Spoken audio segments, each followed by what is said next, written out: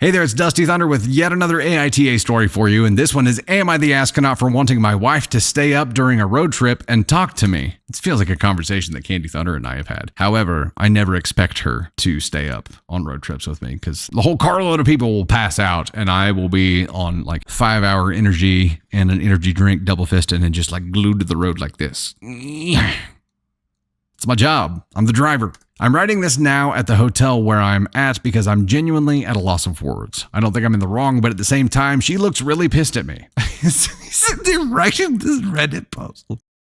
She mad. She mad bad. My wife, me, and our 2-year-old are going on our first family road trip to California. We rotate driving in shifts, but the problem is that when I was driving, my shift fell during the night, so I was feeling really lonely and bored as I was driving. I'm not someone who can be left to his own thoughts very well, and I need people around me. I thrive on energy and excitement. My wife is a bit of the opposite. She's generally fine with being left alone and can sit quietly for hours and hours upon end. The problem is that around 11 p.m., I was driving and my wife and our son were in the back seat. I was feeling isolated, so I shook her awake, but then our son woke up and, well, you can probably guess what happens next. Once he quieted down, my wife began to quietly blow up at me about how much of a dick I was being. I told her that it wasn't fair for her to just sleep like that, and it made me feel like a driver. She then said that she doesn't force me to stay awake or engage with her, but I told her that's a cheap blow because we're not the same people. And I kept my mouth shut while she was driving because I know she doesn't like distractions, even though it bothered me terribly. So the least she could do is try to stop being selfish and help me keep sane. Despite my perfectly logical answer, she apparently got emotional and then started whisper screaming some shit about how raising one toddler is hard enough and that she didn't know how there was another one in the car who needed his whims catered to at every moment. And at that point, since she got rude, I decided to disengage. Now the whole trip is falling apart and she's making me out to be the bad guy.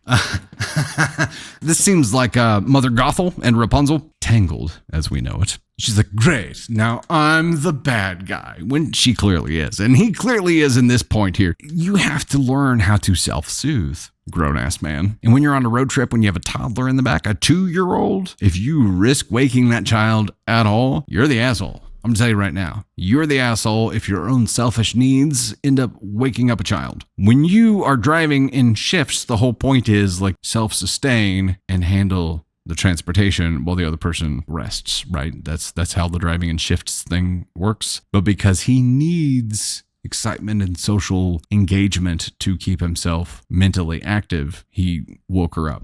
That was a very selfish thing to do. Not smart, also selfish. And in the process, woke up the toddler. So elevate that to BROZO. Man, like, listen to some freaking music. Put one earbud in. I know you're not supposed to wear 2 earbuds while driving because you need to be able to hear the road, but you could wear one or have headphones here or have something that you could use to engage yourself or have the music turned down low, or every car will let you balance the speakers to have it come out of just the front left one. We've done that before on road trips. Do that if you need to do that. You do you. Don't put the burden on other people to entertain you while you do your job. So you're telling me that your wife's job is to drive when it's her shift time, and it's also her job to entertain you when it's your time to drive. That doesn't seem fair, does it? Also, I gave a perfectly logical answer. She apparently got emotional. Why don't you double down on the whole BROZO thing, dude? That is never gonna go well for you. Never gonna go well for you. Also, if you're the one who needs the social engagement and excitement, kind of seems like you're driven by the emotional side of things too. Despite my perfectly logical answer. Oh my gosh, I can't believe she's so mad at me. Why?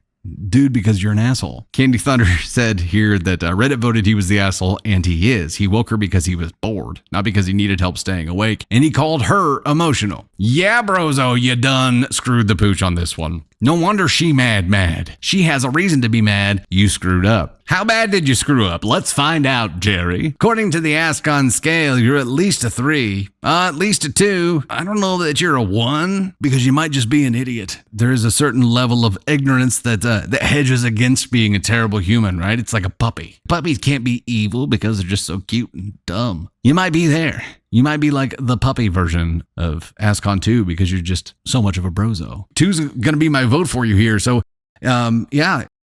Your perfectly logical response leads to a perfectly logical trip to ascon 2, which means that you're the second most severe asshole in this situation that there can be. Definitely apologize to your wife. There was nothing logical about your answer here at all. You were bored. Like a preteen or toddler and needed someone to entertain you. This is the equivalent of your 2-year-old, waking up pissed off because your toddler's still stuck in a car seat and crying until someone soothes him or her. You're doing the same thing. You're just doing the grown-ass man version when you're supposed to be driving and they're supposed to be resting. So put your big boy pants on, learn to self-soothe, learn to do your job here and entertain yourself while not getting distracted without having to negatively affect other people in the vehicle, specifically your wife and your toddler. It's never going to go well, bro. Figure it out. For me, it was music. I could always just have some energetic music. The only time I will ever down 5-hour energy is if I am all-nighting on road trips. And I am the driver 100% of the time because I'm a terrible passenger. Candy Thunder's a great driver. I'm just a terrible passenger. And I prefer to be just fried and handling everything. And we'll stop if it's too long of a trip. Like we'll stop to rest if safety demands that. But I'm the driver. It's my thing. I would never be able to rest, let alone sleep in a vehicle where someone else was driving. So I just drive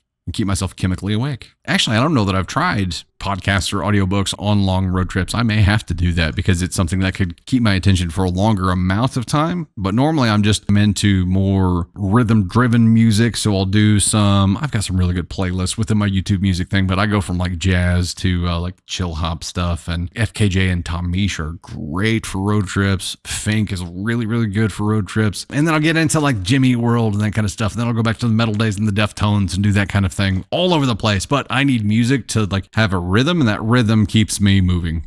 But it'd be interesting to see how podcasts and audiobooks work on road trips.